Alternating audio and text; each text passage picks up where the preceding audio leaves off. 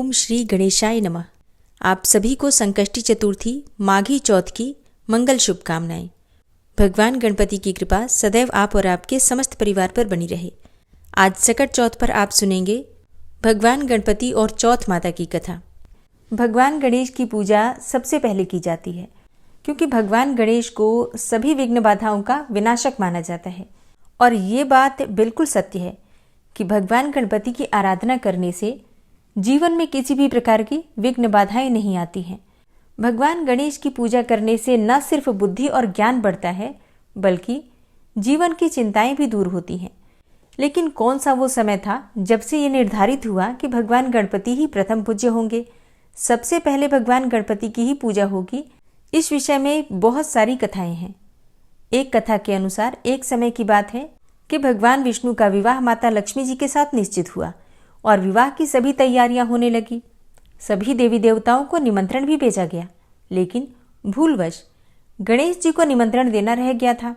इधर भगवान विष्णु की बारात जाने का समय आ चुका था और सभी देवता अपनी अपनी पत्नियों के साथ विवाह समारोह में शामिल होने के लिए पहुंच गए थे।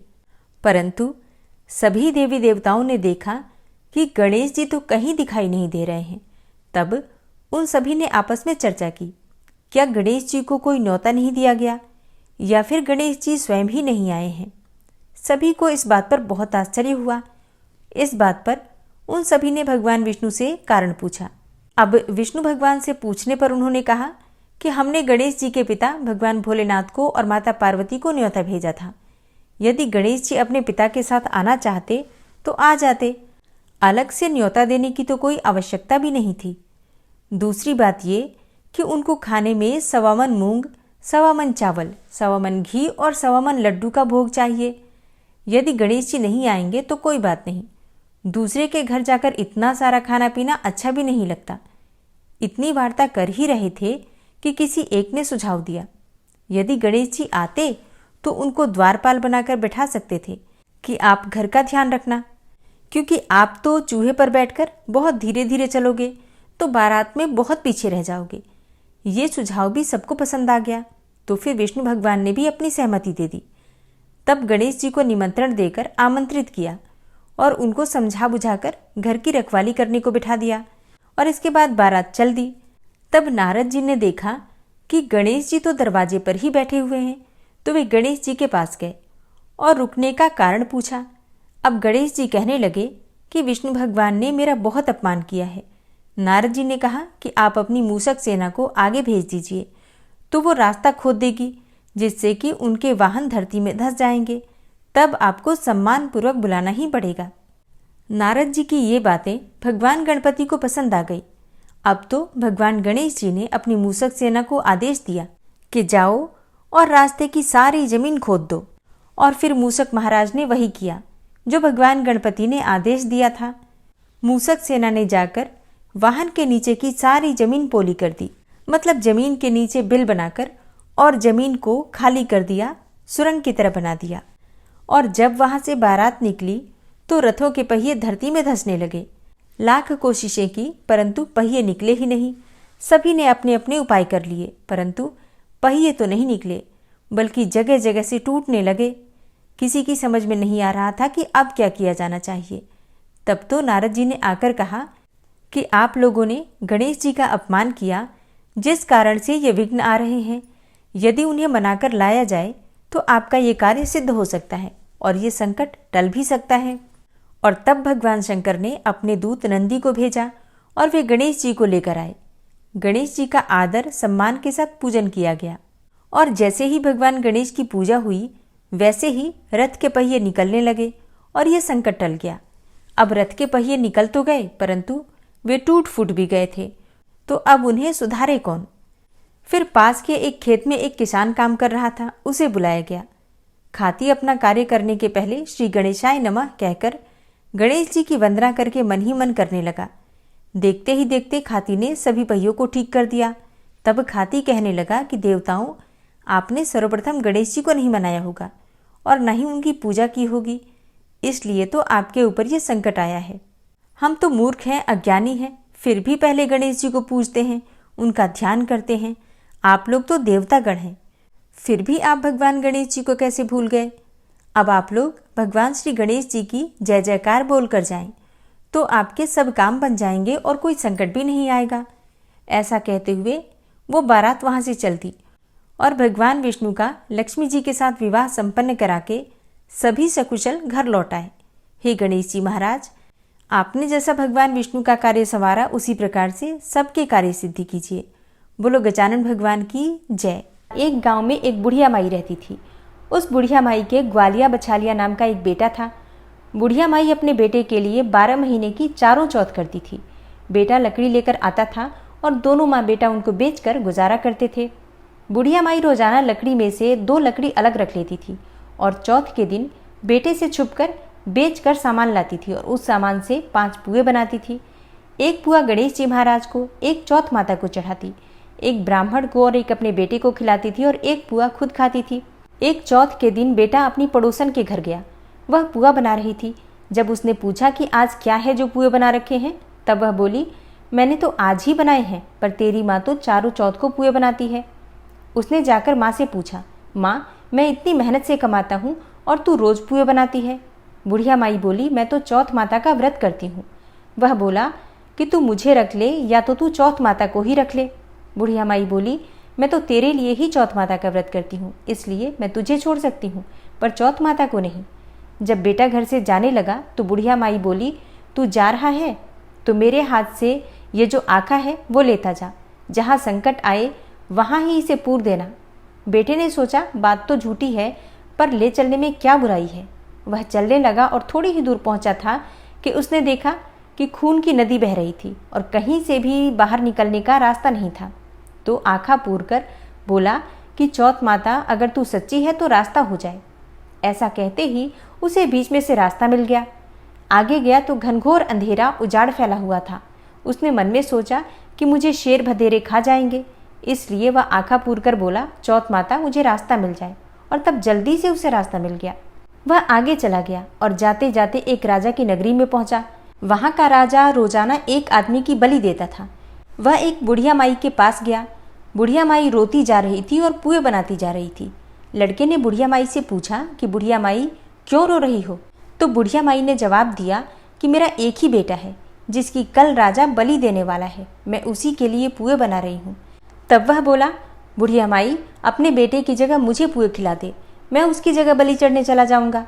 बुढ़िया माई ने कहा कि मैं दूसरे के पुत्र को कैसे भेज सकती हूँ, लेकिन वह नहीं माना। तो बुढ़िया माई ने उसको पुए खिला दिए। अगले दिन जब राजा का संदेश आया तो बुढ़िया माई ने सोचा कि मैं कैसे दूसरे के बेटे को बलि चढ़ने के लिए भेज सकती हूँ, मैं ऐसा नहीं कर सकती। लेकिन बाहर की आवाज़ सुनकर वह स्वयं ही जाग गया और राजा के आदमियों के साथ चला गया। वहाँ मटके पकाने का आमा, जिसमें कुम्हार मटकों को पकाता है, बना हुआ था, जो एक मनुष्य का भोग लेने के बाद ही उसमें हाव पकते थे। उन सब ने मिलकर उसको हाव में ही चुन दिया। वह आँखा पूर कर हाथ में लेकर बैठ गया। एक दिन में ही हाव पक गया और मिट्टी के घड़े सोने चांदी के बन गए। वहाँ एक जमादारनी झाड़ू लगा रही थी। तब झाड़ू में से एक कंकड़ उछलकर उन बर्तनों से जा टकराया। तब जमादारनी ने राजा को जाकर बताया कि आपका हाव तो पक गया है। तब राजा ने सोचा कि हाव तो 8 दिन में पकता है, आज एक ही दिन में कैसे पक गया। तब राजा ने जाकर देखा तो वहाँ पर तो मिट्टी के मटके की जगह हीरे मोती और सोने चांदी के कलश हो गए थे और अंदर से आवाज़ आई कि धीरे से उतारो, अंदर आदमी है। इस आवाज़ को सुनकर राजा के आदमी डर गए कि अंदर कौन सा भूत प्रेत आ गया। फिर वह बोला कि डरो मत, मैं तो सिर्फ एक आदमी हूँ जिसको तुमने अंदर चुना था। देखा तो अंदर हरे हरे ज्वारे उग गए थे।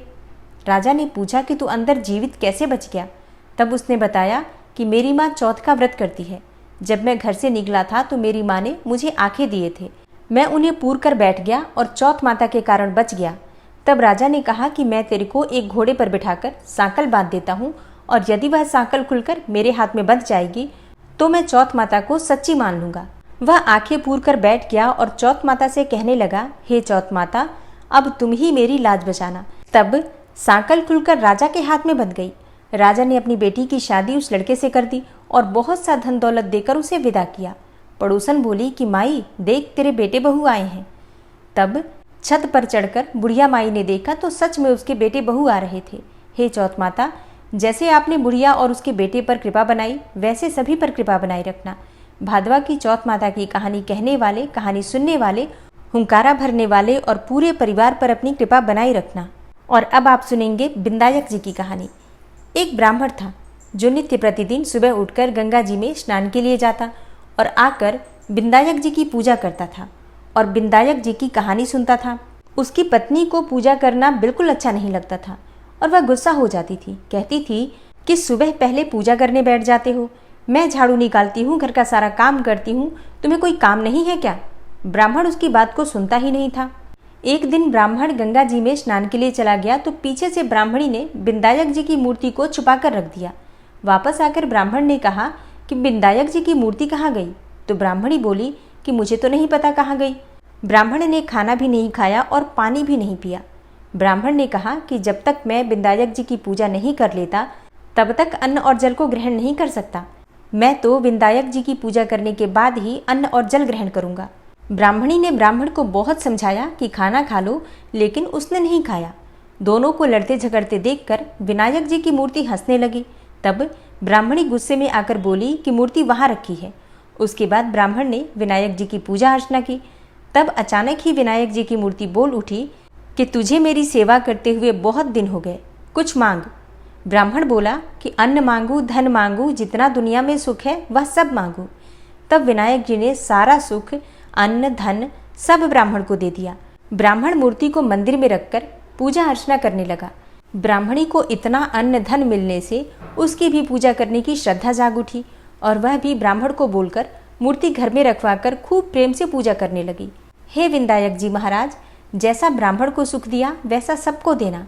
विंदायक जी की कहानी कहने वाले, सुनने वाले और हुंकारा भरने वाले को और पूरे परिवार को देना। तो प्रेम से बोलो, गजानन गणेश भगवान की जय, बिंदायक जी महाराज की जय। भादवा चौथ की दूसरी पौराणिक कथा के अनुसार पुराने समय की बात है। एक ब्राह्मण था जिसके घर में एक बेटा और एक बहू रहते थे। बेटा और पिता कुछ कमाते तो थे नहीं, जो बहू के साथ आया हुआ दहेज का धन था उसी से अपना काम चलाते थे। जब भी बहू बाहर कचरा डालने जाती थी तब उसके पास वाली पड़ोसन उससे पूछती थी कि बहू आज खाने में क्या खाकर आई हो? तब वह बोलती थी कि मैं तो बासी और ठंडी रोटी खाकर आई हूँ। एक दिन साहूकार के बेटे ने यह बात सुन ली। वह वहाँ से चला गया और अपनी माँ के पास जाकर बोला कि माँ, तू तो अपनी बहू को रोज गर्म खाना खिलाती है और वह फिर भी बाहर जाकर बोलती है कि मैं तो बासी रोटी खाकर आई हूँ। तब माँ ने कहा कि बेटा, मैं तो चारों थालियों में बराबर गर्म खाना ही परोसती हूँ। यदि तुम्हें यकीन नहीं है तो तुम खुद देख लेना। वह अगले दिन तबीयत खराब होने का बहाना बनाकर कंबल ओढ़कर लेट गया। तब उसको यह देखकर आश्चर्य हुआ कि बहू ने तो गर्मा गर्म खीर और खांड का भोजन किया है और जब बहू बाहर गई तो वह उसके पीछे पीछे जाने लगा। तब पड़ोसन के पूछने पर बहू ने वही बात फिर से दोहराई कि मैं तो बासी रोटी खाकर आई हूँ। उसका पति उससे पूछने लगा कि तू अभी अभी तो गर्मा गर्म खाना खाकर आई है और पड़ोसन से कह रही है कि मैं बासी ठंडी रोटी खाकर आई हूँ, तू झूठ क्यों बोल रही हो? तब उसकी विद्वान पत्नी ने कहा कि यह न तो तुम्हारे कमाए हुए पैसों की रोटी है और न ही तुम्हारे पिताजी के कमाए हुए पैसों की रोटी है। यदि हम इसी तरह बैठे बैठे धन को खर्च करते रहे तो एक दिन कुएं के पानी की तरह समाप्त हो जाएगा। इसके बाद उसका पति कमाने के लिए विदेश चला गया। पीछे से उसकी पत्नी 12 महीने का चौथ का व्रत करती थी। उसको विदेश में रहते हुए 12 वर्ष बीत गए। तब चौथ माता और विंदायक जी महाराज ने सोचा कि इसको अब घर बुलाना चाहिए। चौथ माता लड़के के सपने में आकर बोली कि अपने घर जाओ, तुम्हें तुम्हारी पत्नी बहुत याद करती है। वह बोला कि मैं घर कैसे चला जाऊं, मेरे यहाँ इतना बड़ा कारोबार फैला हुआ है। तब चौथ माता ने कहा कि तू सुबह एक दीपक जलाकर चौथ माता का ध्यान लगाकर बैठ जाना। जिनके पैसे बकाया हैं वह पैसे दे जाएंगे और लेने वाले ले जाएंगे।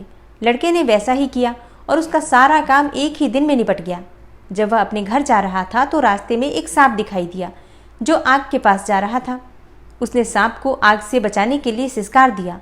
ऐसा करने से नागराज क्रोधित हो उठे और कहा कि पापी, मैं तो नाग योनि से मुक्ति के लिए जा रहा था और तूने मुझे सिसकार दिया, अब मैं तुझे डस लूंगा। तब वह लड़का बोला कि हे नागराज, मैं 12 वर्ष के बाद अपने घर जा रहा हूँ, आप मुझे अवश्य ही डस लीजिएगा, किंतु आज मुझे अपने घर वालों से मिल लेने दीजिए। आप कल रात को आकर मुझे डस लेना। नाग ने उसकी शर्त मान ली और वहाँ से चला गया। जब लड़का घर आया तो वह बहुत उदास था। उसने अपनी पत्नी के पूछने पर सारी बातें बता दी। उसकी पत्नी बहुत चतुर थी। उसकी पत्नी ने एक सीढ़ी पर दूध का कटोरा रख दिया। दूसरी सीढ़ी पर बालू रेत बिछा दी, तीसरी पर फूल माला बिखेर दिए, चौथी पर इत्र छिड़क दिया, पांचवी पर मिठाई रख दी और छठी सीढ़ी पर जौ रखा, सातवीं पर रोटी रख दिया। रात को जब सांप आया तो उसने पहले ठंडी ठंडी रेत में लौट कर आया, फिर दूसरी सीढ़ी पर दूध पीकर कहा कि मैं एक ब्राह्मणी के बेटे को डसता तो नहीं, लेकिन वचन दिया हुआ है, इसलिए डसना तो पड़ेगा। फिर वह फूल माला की सीढ़ी से होता हुआ प्रसन्नतापूर्वक इत्र की खुशबू लेता हुआ ऊपर की ओर जाने लगा।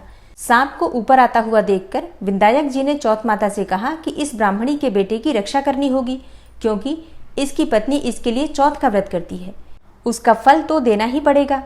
तब विंदायक जी महाराज ने सीढ़ी पर रखे हुए आंखों से सेल अर्थात सुई बनाई और चौथ माता ने रोटी की ढाल बनाई।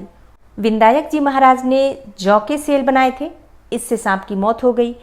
सुबह उस लड़के से मिलने गांव के लोग आने लगे, क्योंकि वह 12 वर्ष के बाद अपने घर वापस आया था।